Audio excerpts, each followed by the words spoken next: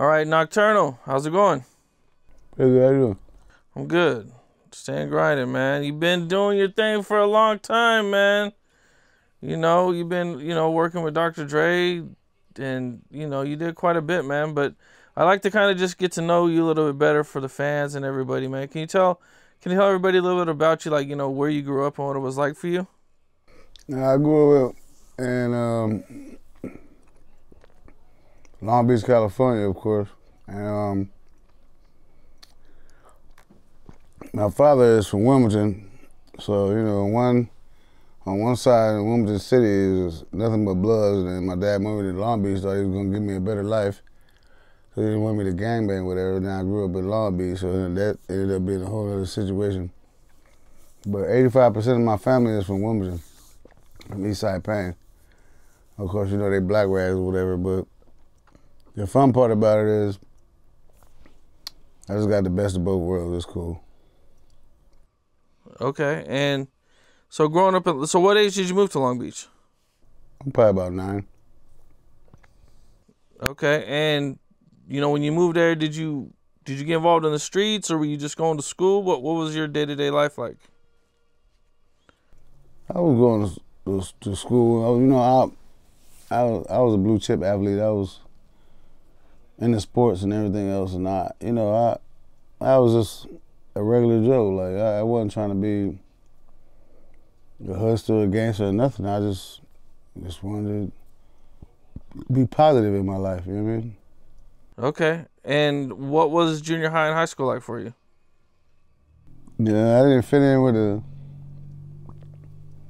the black crowd, of course. I didn't fit in with the white crowd. It was just me. I was just kind of like a loner because, of course, I'm bright skinned with long, good hair, so it was kind of hard for me to fit in.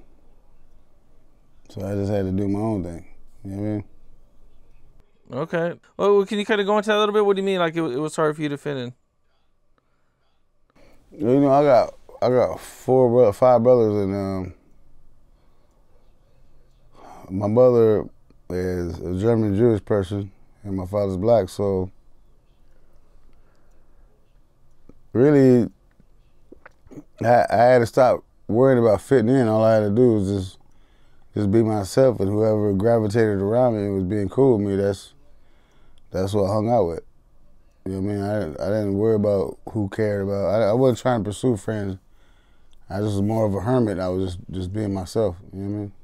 You said your grandmother was Jewish? My mother is Jewish. Your mother's Jewish. Did I see somewhere that you had a grandfather, grandfather that was killed by Hitler? She went to, she was in the concentration camp, and when Hitler was doing his thing, she got released from a concentration camp when she was 9. Her parents got killed. My great-grandparents, my grandmother's grandparents got killed. And she came out, she still had, God rest her soul, she still had the mark from the number that they gave her at the concentration camp. So, yeah, I got the best of both worlds, people trying to kill my family. You got people in the Caucasus Mountains trying to kill my dad's people, and then you got Hitler and the communists trying to kill my mom's people. So that's where I came from. That's crazy, man. Did your family, growing up, did your family ever talk to you about this, or Yeah, they gave me the history. Yeah? Yeah, they gave me the history. They made sure that I had the understanding that I come from greatness. And you know what I mean? One thing is it's not easy coming from being hated on both sides of your family. You know what I mean? Yeah. It's like a white lady being married to a black dude and trying to take him home to her dad. It don't work out too well all the time. Man, that's crazy, man. Well, growing up and, having those things that, that you were going through with your family and, all that, man, did you graduate from high school? Yeah. Okay. And what'd you do after high school? Went to college. Oh, okay. Where'd you go to college at? Texas, Tyler, Texas. It's a black college called Tyler, Texas, and It's called Texas College, but it's in Tyler, Texas. Were you rapping at the time?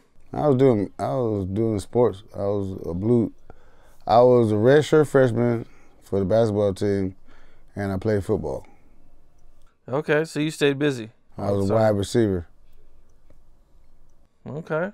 Yeah, I ain't like that too much, you know, and certain colleges they try to hurt the wide receivers on purpose. You guys are kind of a target. Yeah, you go try to catch that ball like, hey. But you look down, you be like, oh shit. That shit don't feel good when they blast your ass. It don't feel good at all. Yeah, I can imagine. So you were kind of doing music at the time, just a little bit. I knew how to freestyle. I knew how to do all of that. That was a given. I used to freestyle on the block all the time, you know. But how'd you get to Texas? Why'd you go to Texas? Why didn't you stay local? you know, because my mother left my dad when I was 11, and she moved to Texas, and I got kicked out of the schools out here over some mishap stuff, and then I ended up having to go live in Texas with my mom for about 3 years, and I ended up coming back to California after that. Okay. So you come back to California, and you go back to Long Beach? Yeah. And my dad was in the pen, so I had to live with my aunt. Okay. You come back to Long Beach and living with your aunt. What's like? Are you working? What are you kind of doing with yourself? Nothing. Nothing? Are you taking music more serious? I mean, I was hustling. Okay. I believe at some point you went to the pen? Yeah. That was fun. Okay. What all? Yeah. Can you talk about that a little bit? It's just me and my wife being stupid, trying to be the Bonnie and Clyde thing. You know, robbing people doing stupid shit. We did our time, so I could talk about that.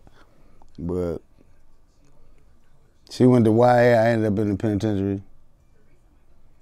She did 3 years, 6 months, and she got violated 3 times for smoking weed. I did 4 years, 8 months. I ain't get violated nothing. I ain't got another day to give them after 4 years and 8 months. But the whole point being is, it taught me a lot about life and like what life is. Like just understanding like a lot of people got a lot more heartaches and more hurt than I did, and I chose to be stupid. It wasn't like I had to be stupid, because it's not like I had a poverty life or had a bad life or anything like that. It's just I was just on some dumb shit. You know what I mean? Yep. Just being dumb just because I thought that was the thing to do. Like, ooh, do this, let's do this dumb shit. It wasn't cool. I was just being a young stupid fool. That's all.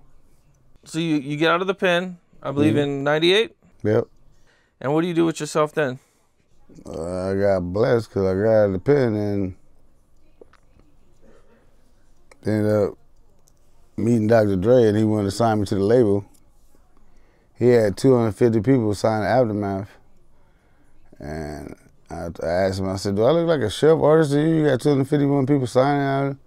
I was like, can you just please do me a favor? He said, what? I said, can you please help me with my label, which was LA Confidential at the time. And for all those that don't know, I am LA Confidential, case number 001. I don't care what nobody say about anybody else, and I ain't gonna say no names. But anyway, the whole point being is, Dr. Dre helped me start LA Confidential. L period, A period, not LA Confidential, because that's Louisiana Confidential. But anyway, the whole point being is, I just told him I'd write exclusively for him if he just helped me with the label, and that's what he did. And he helped me with my label. How did you actually link up with Dr. Dre? Through a guy named Mark Sparks that produced for Nappy Roots and for the Roots, and I didn't necessarily, he put out Sunshine, he put out Anthony Hamilton. I didn't really fit into his scheme of things, so he's the one that got me around Dr. Dre, and really he was trying to sell me to Dre.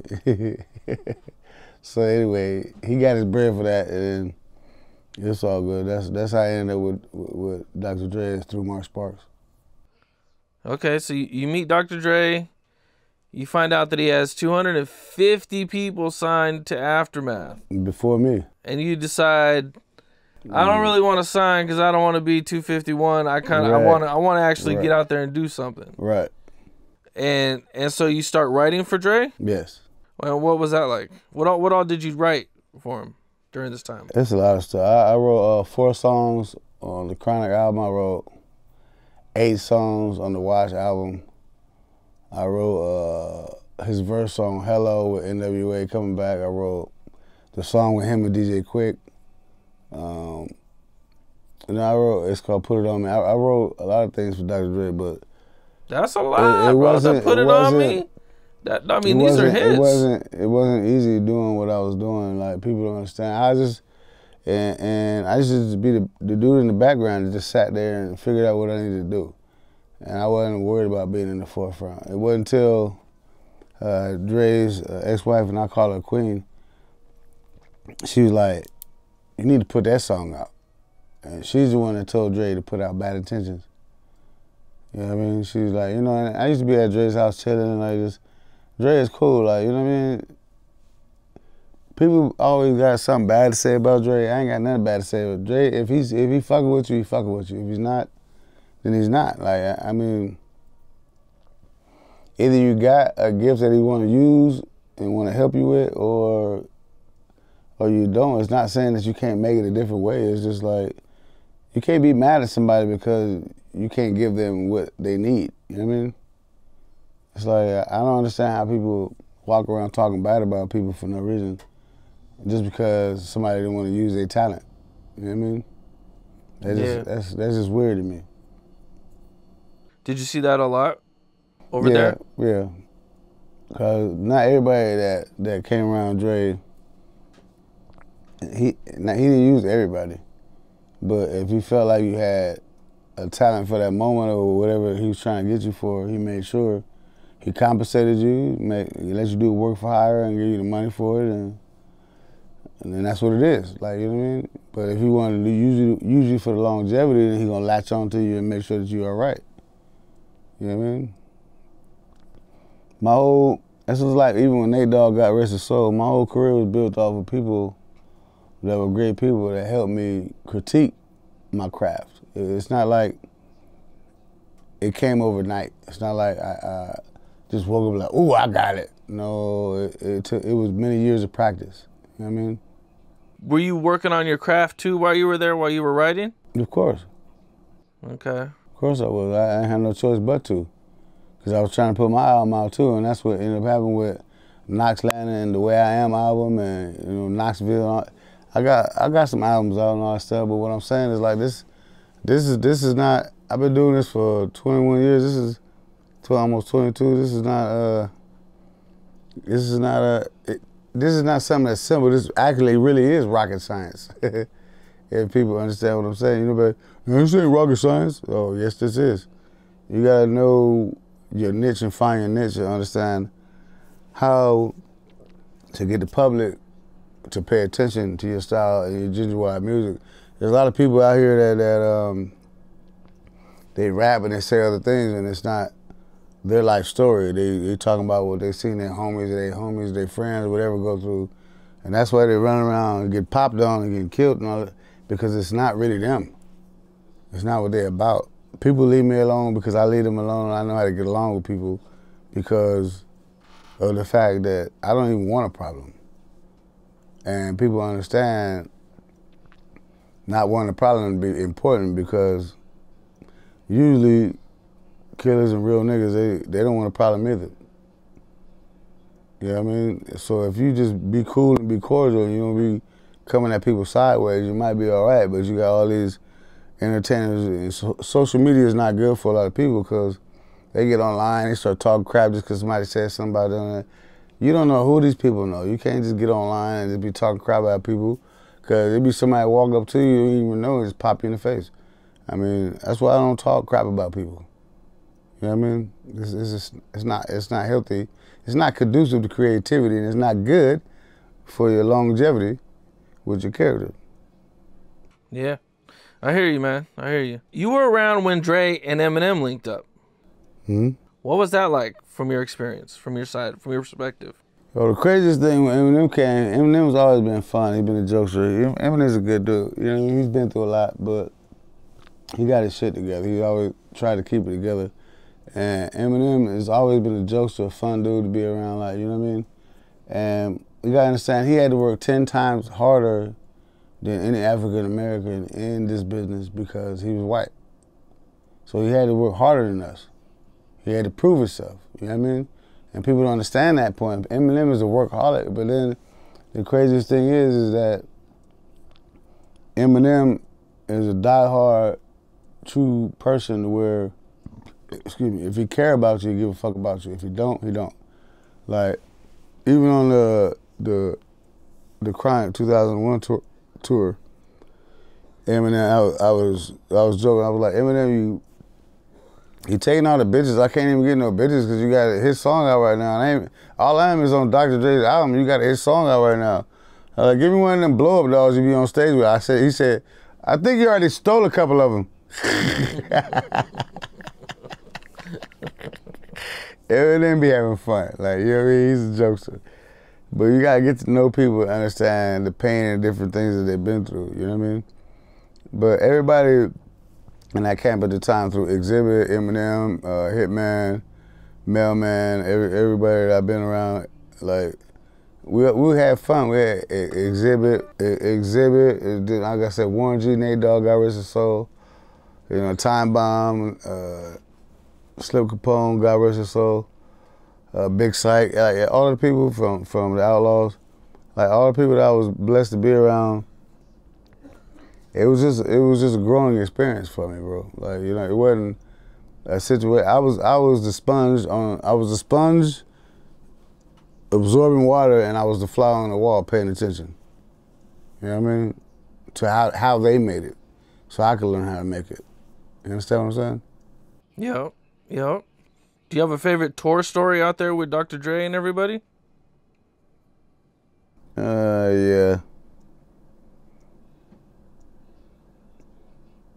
Probably when Dre got mad because I didn't tell him it was my birthday. And he's like, what are we doing? So it's your birthday. Yeah. You guys are on tour, the Chronic tour? No, we was at the studio. Okay. Right before we went on tour. He was like, nah, why you didn't tell me it was your birthday? I'm like, man, I'm on parole, like, I don't give a fuck about my birthday. I'm writing for you and I'm on parole. It's the best birthday I could have right now. Writing for you. And I'm on fucking parole, sitting here, and I'm in the studio with you writing for you. He like, Larry! That's Larry Chapman. That's his manager. He was like, shut the studio down. So he said, nah, meet me at the Beverly Hills Center, at the hotel. And then I called him, I was like, where you at? You see, he took me to the back of the Vita. I'm sitting there, and we just chilling. I'm sitting there with him and Mike Lynn. We just sitting there chilling, talking. I'm smoking weed. And all of a sudden, this chick come in. She's like, hey, Dre. I'm like, hey, what's up? And Dre was like, hey, what's up? Next thing you know, she walked in, she said, introducing Peaches. She said, Cherry. She just started naming out, and they was walking through the door. The chicks at the time. She was the madam. And I'm sitting there scratching my head like, what the fuck? And it's my birthday. I'm like, oh, shit. So after the Ape girl came through, they shut the door, and Dre was like, hey, pick something. I said, what? Okay, you, and you, let's go. And so we went to the back room at the Beverly Hills Villa. I just had a bunch of fun that night for my birthday. Then we went to the studio again in the morning. So that was one of my best times with Dr. Dre. And it was a chick while there. She started introducing the chicks while they walked through the door. I'm like, okay. And Dre was just like, pick something. He didn't say pick one. He just said pick something. Okay, you and you, come on, let's go. If you can't keep your dick hard off of 3 bitches, I don't know what's wrong with you. It might be some little gay side to you or something. I don't know, it might be a little weird. Cause you got 3 chicks if you're anywhere near heterosexual, you definitely gonna keep your dick hard, especially when they're having fun with each other too. So as much as Dre likes to work, he loves to party too. Sounds like. Well, he would party if it was necessary. Cause Okay. like when I first was with Dre, he would pass up chicks or whatever, and my Mack line was this: "Hey, yo, wanna go hang out with Dre?" Yeah. Like he be passing them up and going to go to the private room upstairs where he booked out the whole room. And every chick he passed, oh my God, that's Dr. Dre. I wouldn't know about it. I'd be like, hey, I want to go hang out with Dre. You hear? So I'm bringing him up. Next thing you know, I come there, I got like maybe 10, 12 chicks with me. And Dre like, nah, what's going on? I'm like, hey, just wanted to come chill with Dre, man. Just say hi, bro. It's all right. They come over, hang out with me over here. You got to worry about that. He was like, all right, whatever. You know what I mean? Because he wasn't tripping. He like, he's wanting to go hang out. You know what I mean? Go hang out, have his own night out, go chill, get some food, hang out with the people that he do music with, have a couple business meetings. And me, I'm like, this nigga passing up all these bitches? He's tripping. Hey, I want to go hang out with Dre. It was funny to me. By the time I get upstairs, I got some bitches up there with me. I mean, Dre, can you please just say hi to him? You ain't got to talk to him. I'll go take him over here. Yeah, that's cool. Just say hi and that's it. We good. Yeah, man, we can go over to my little cubby hole and chill with the bottle service and relax. So you guys get in the studio and you finally make bad intentions. Yeah. Okay, what was that like? It's pretty simple. I just had to write the lyrics real quick and then do the clean version. And when you guys wrote it, did you know it was a hit? No, I didn't. I don't know it's a hit until he says it's one. At what point did Dre say like, this is the one right here? When he said let's shoot the video, then I knew it was a hit. Okay. Yeah, man. Dre ain't gonna say let's shoot the video if he don't think it's a hit. I didn't know, you know. Like when Dre came and handed me the Crime 2001 album before it came out, it made me shed a tear because I looked on the back of it and 4 of the songs said written by Royal R. Harper. And I was like, damn, I got 4 songs on 2001. I was like, shit. I mean, that's when I knew I had a chance at this business. You know what I mean? It was like, I really understood that, oh, you're gonna be somebody someday. Like, and now people calling me a living legend. I'm like, I had to look that up. If you listen to my new album, it's called Night Vision. In my intro, it says living legend, living legend. What the fuck? Let me see what the fuck living legend is. So I asked my phone, what does living legend mean in the intro? And it says a person that does something extremely well and is still living. And I was like, whoa, that was a cold way to start my album. So that's, you know, through Jubico Entertainment, and that's labeled on with. And then I got P. Wilson and Mash. You know, they brought me out of my back cave and they told me I was worth something again. And they showed me that, so I appreciate that. Like, cause really, I really didn't care about rap too much anymore. I didn't care. I just was like, my children growing, everything's cool. I could just relax.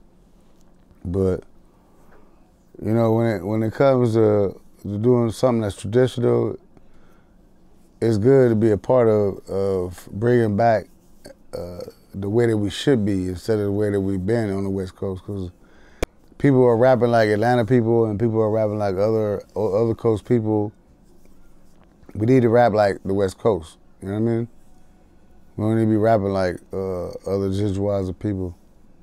We need to bring us back. You know what I mean? Okay. And that's the way we need to be. We don't need to be rapping like other people from other states and other stuff like that. We have our own style of music, so we need to stick to that. You feel like the West Coast has changed a little bit? It's not as West Coast, or people ain't doing it like they should be doing it? I just feel like there's a few cats or whatever, they're just trying to fit in to sell music, which is understandable because everybody got to make money, but it's not it's not the natural being of the West Coast style of music. So I mean, I just stick gracefully to the way that we do stuff, and other people try to conform because they trying to just get on and get money or whatever and sound like other people, but that's not our style of music. Our style of music is exactly the way my album is, which is Night Vision. If you look up Knoc-turn'al Night Vision, that is our Shinjwa music. That's the way we do things. You know what I mean? I got a new cat named Miji on there. I got Joe Moses on there. I got Miss Toy on there. Of course, everybody know who Miss Toy is. And I got DK Slaps, he's on there. And I got another man named BH they producing. But it's our style of music. It's not their style of music when it comes from down south. I'm not disrespecting nobody's music, but it's just what we do here on the West Coast is something different. You know what I mean? Than what they do.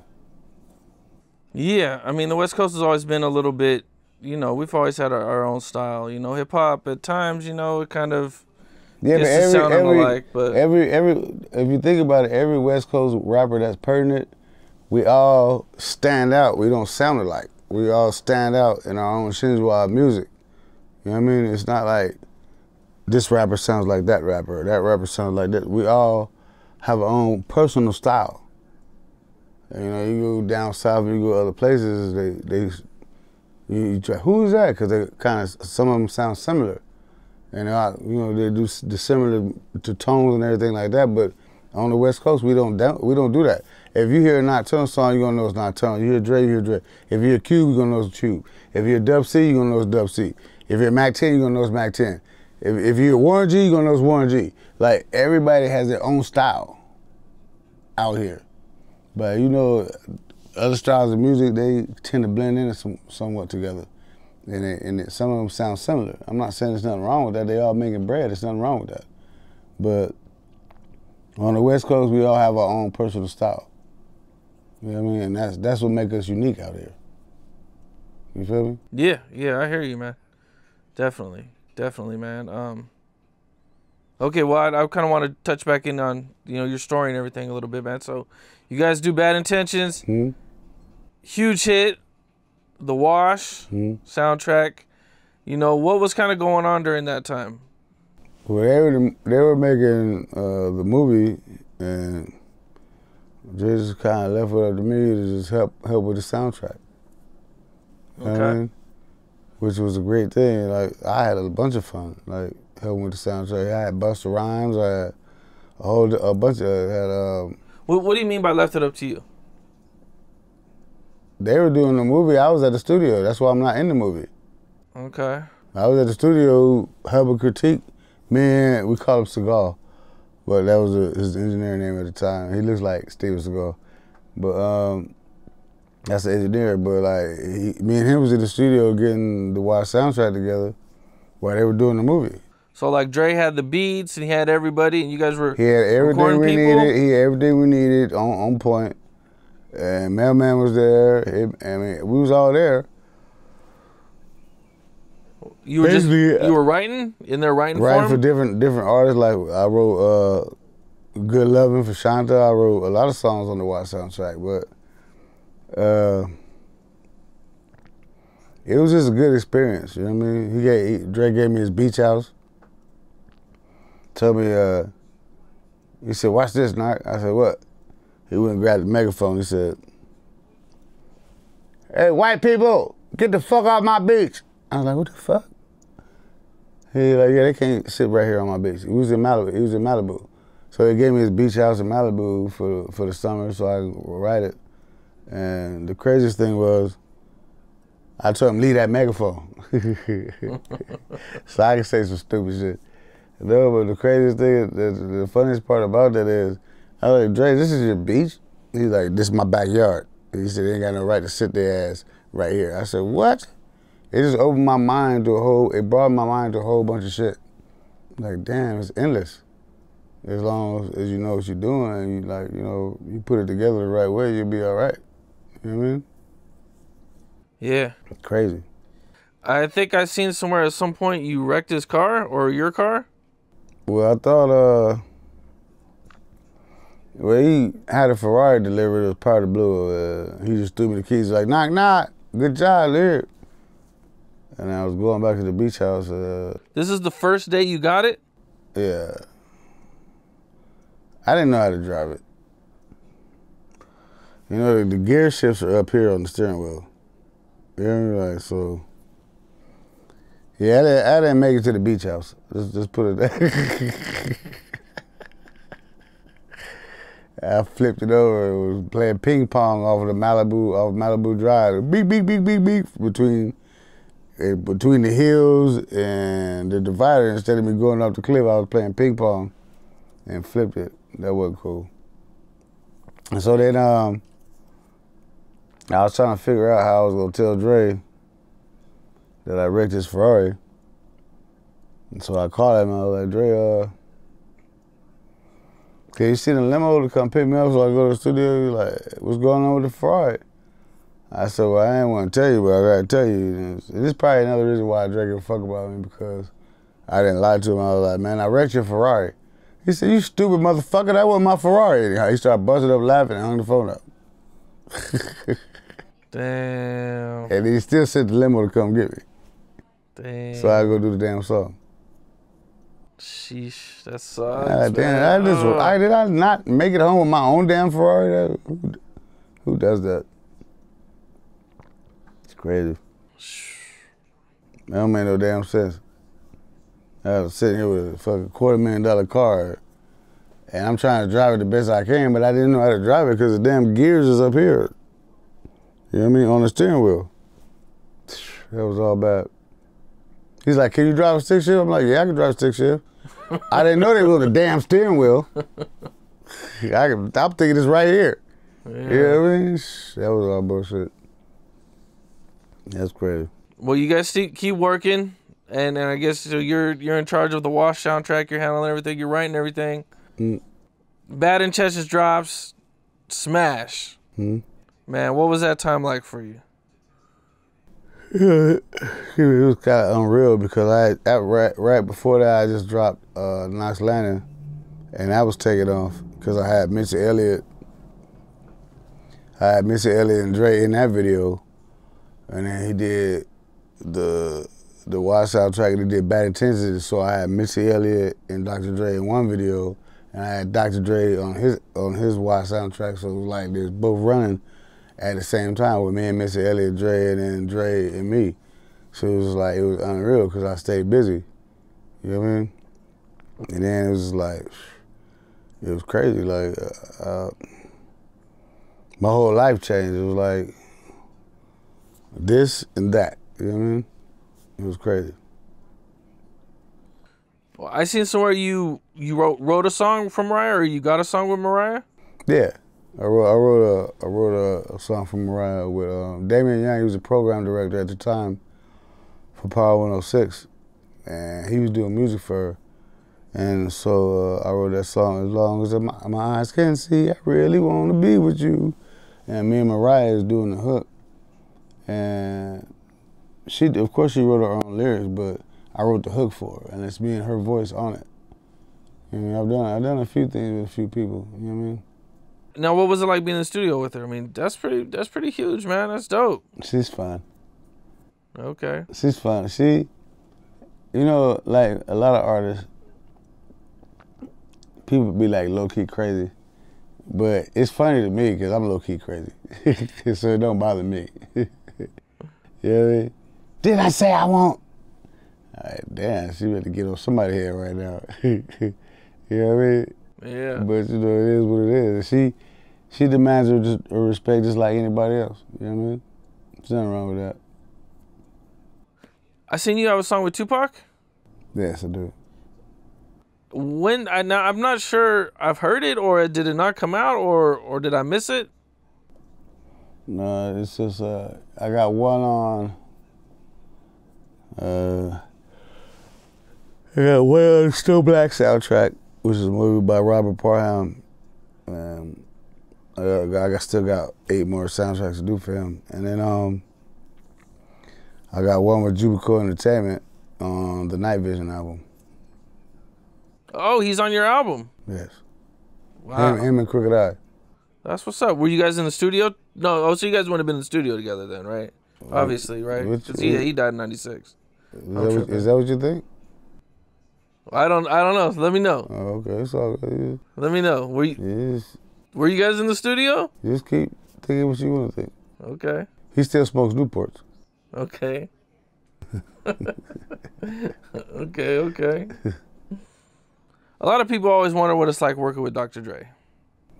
He's a perfectionist. And if you don't get the shit right, then the problem gonna be is he's not gonna like it, because I remember one time I had one bar that I wasn't getting right. I spent but I would say at least about an hour trying to get that one bar right, because the way he heard it, he didn't like the way I was saying it.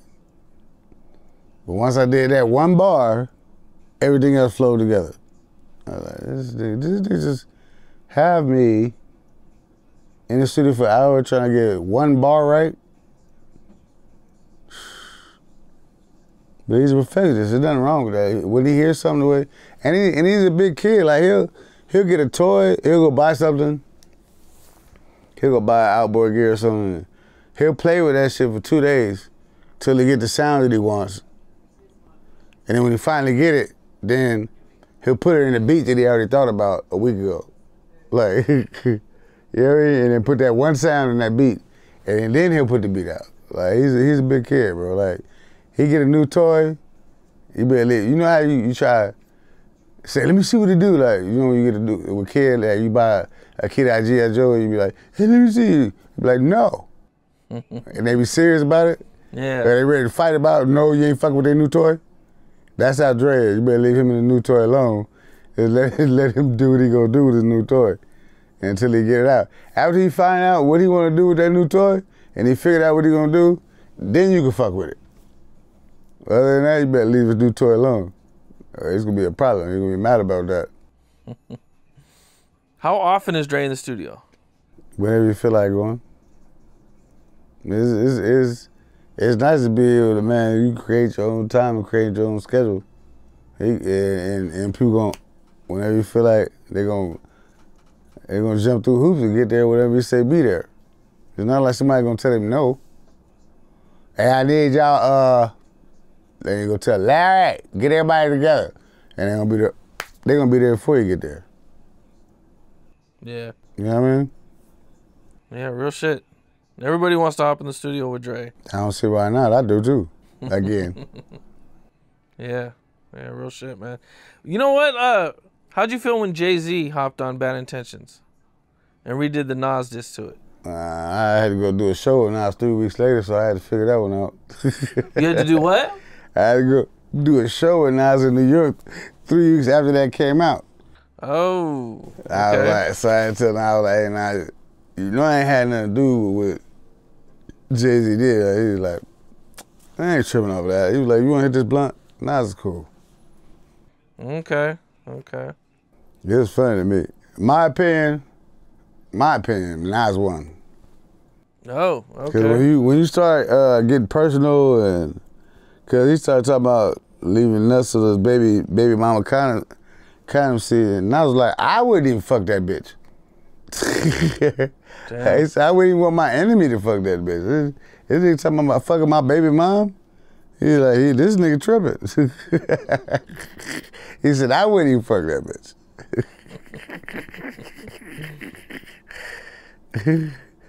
No, but when he said woke up this morning and bought myself a gun, and the craziest thing is when he called Jay-Z a Tybo hoe.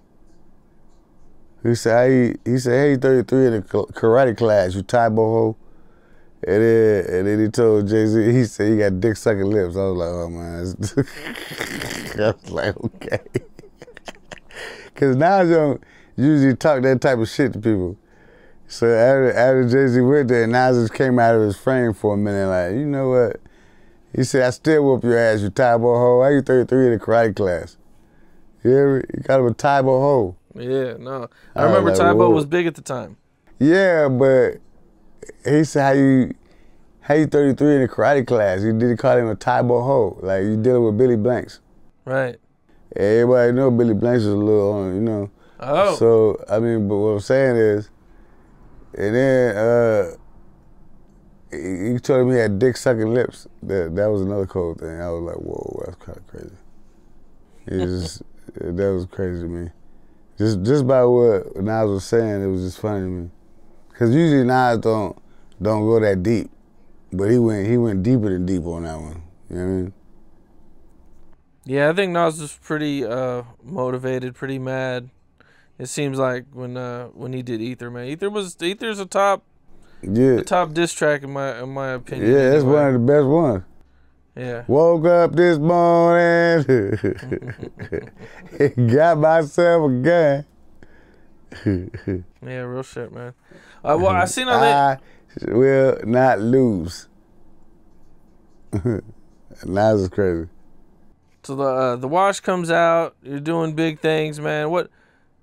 What's going on after all this stuff happens now? You know what I'm saying? Do you still making music? At what point do you and Dre kind of start going your separate ways? Well, it wasn't separate ways. Dre just was telling me, he's like, Knoc, I gave you everything you needed for your label. You good. So, handle your business. So I started going on a promo tour. Then I came out with the Way I Am album. That shit did good with me and Snoop Dogg on it. And, you know, at first it was just me on it. Then I got, was through the grace of Sylvia Rome and Time Warner, they got Snoop Dogg on it with me.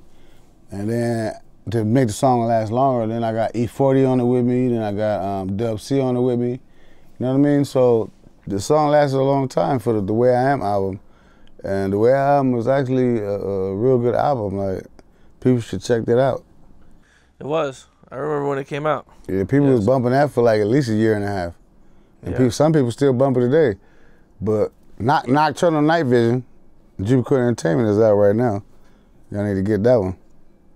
Okay, and so you start working on your own projects and everything at the time? Your own label? Yeah. Okay.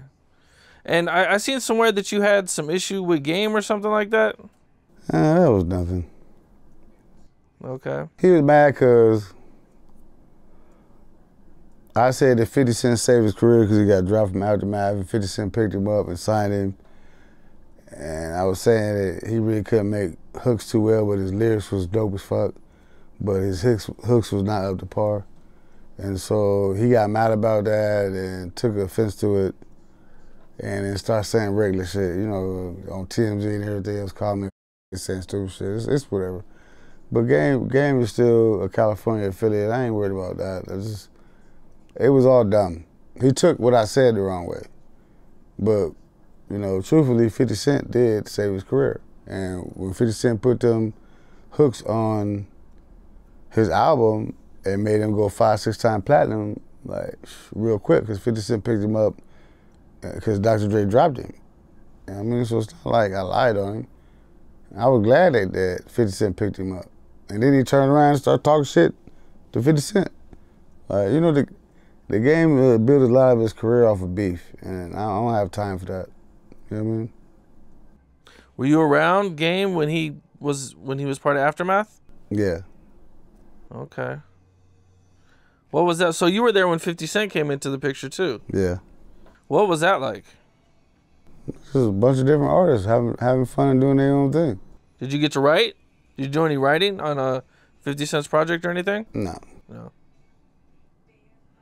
I was there exclusively for Dre.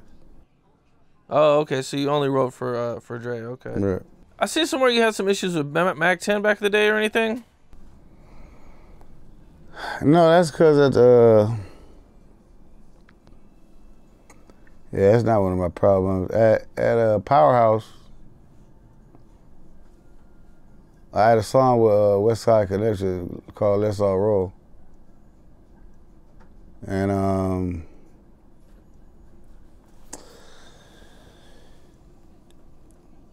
first of all, he put me in a room with his homies from Compton or whatever, his blood homies. And they was tripping on me low key, but it's so. After a while, I got dressed. I just fuck it. I walked on stage, and and told DJ Pooh, I was like, man, play my damn song. I'm about to leave right now.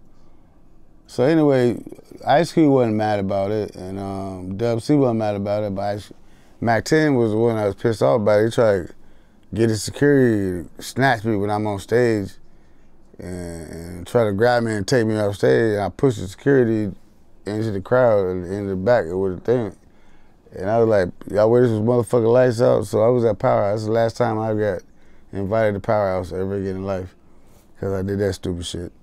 I've done some dumb shit in my career, but ain't nobody told Mack 10 to tell his security to fuck with me. That was the first thing. And then so Mack 10 tried to talk to me, he was talking about,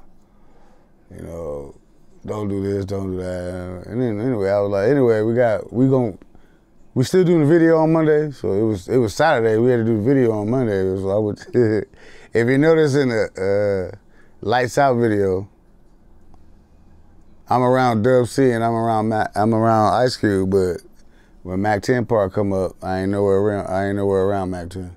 I ain't got no problem with him though. It's just we wasn't having a good moment at that time. Ew, okay.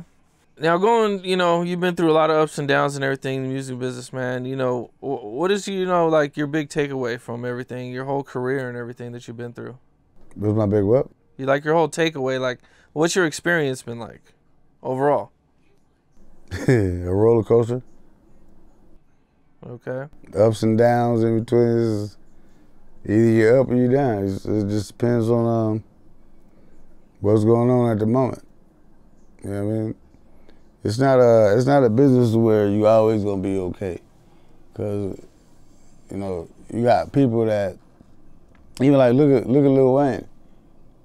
He was off for a minute. The next you know, he just bow. He came back as mixtape Wayne and he bow, blew back up again and started Young Money. Like, I mean, it's all about what you get out of music what you give to it. You know what I mean? It's not a hobby. It's not a game. If you give your all to music, music gonna give us all back. So the more you give to music, the more you're gonna get. Yeah. It's not a like, well, I'll do it when I feel like it. That's not the way this game works. Either you're gonna give your all or you're not. You know what I mean? I want to get your take on this, man. Recently, DJ Quik tweeted that he deserves to be where Dr. Dre is. How do you feel about that? He's already above that. You think DJ Quik is above Dr. Dre? I think DJ Quik has already achieved that. You shouldn't even say no comment like that, because first of all, DJ Quik is the only person I can see. He could DJ, spin, and do his music and rap at the same time, and rap with his people on stage, like Sugar Free, Second and None, all these people on stage while he DJing, scratching, and doing the mixes, and he rapping along with him at the same time. Dr. Dre don't do that. DJ Quik is dope in his own right. I've seen DJ Quik do some amazing shit on stage. DJ Quik puts on a hell of a show. You damn right. I ain't seen a better show than his on the West Coast. DJ Quik will be on stage DJing and scratching his shit while he rapping, while the music is playing and shit. I know you've seen it before. Yeah, DJ Quik's dope. And putting on other people's shit. And he rapping with the microphone while he DJing. And he got his artists on stage. Who the fuck does that? Yeah. DJ Quik.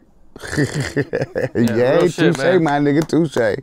He'll jump in the crowd. All of that. I mean, He'll spin the shit and get back on stage and keep mixing. Yeah. Man, he's on point. I don't know why he's trying to compare himself to Dre, because him and Dre got their own brackets and they both right here and here, neck and neck. Mm-hmm. I mean, Dre does his own thing and Quik does his own thing. Ain't neither one of them any worse than the other one. Ain't neither one of them any better than the other one. They both dope as fuck. You hear me? Yeah. Yeah, real shit, man. That's my opinion, though. Opinions like assholes. Everybody got one. That's just my opinion. Yeah. I've seen them both at work, and I think they right there standing in the stars with each other. You know what I mean? Yeah, both great artists. Right. Both great, man. It's just great. Both great people, inside and out. You know what I mean? Yeah. Well, so what are you working on right now? I got 8 soundtracks to do. 8 soundtracks. Wow. Yeah, for Mayhem Films. I got through Jubico Record, they gave me a 3-album deal, so I got 2 more albums to do for them. And so I'm gonna be busy for the next probably 10 years. Okay. Are you just writing, or are you producing, or you know what I'm saying, what all are you doing? Or are you rapping? I'm doing whatever's needed to get it out. Okay. What movies? Is there any movies particularly you could talk about? The next movie about to come out through Mayhem Field is Skill That Violence. He had the Snow Black soundtrack, he had the Mad as Hell soundtrack. The next one is gonna be called Skill That Violence, and then after that he's gonna do a remake of 3 the Hard Way, and then I got 2 more albums I gotta do, and it's, you know, the names are waiting to be seen. It just depends on how I feel about the music that I make. Okay. Well, that's what's up, man. You have a new album out. Knoc-turn'al Night Vision. Yeah. Okay. And KNIGHTVIZION. Night Vision. Okay. And do you have any features on there or anything? Yeah, you know, Miss Toy, Joe Moses, Meezy Mays, new artist, and Slink Johnson, Black Jesus. He's on there too. That's funny. he's rapping or? Nah, he did an intro, outro for me. It's pretty funny. Okay. He's having fun. Oh, Crooked Eye on there too. I mean, Crooked Eye, yes indeed. Crooked Eye's a beast. King Crooked, and of course Tupac Machiavelli.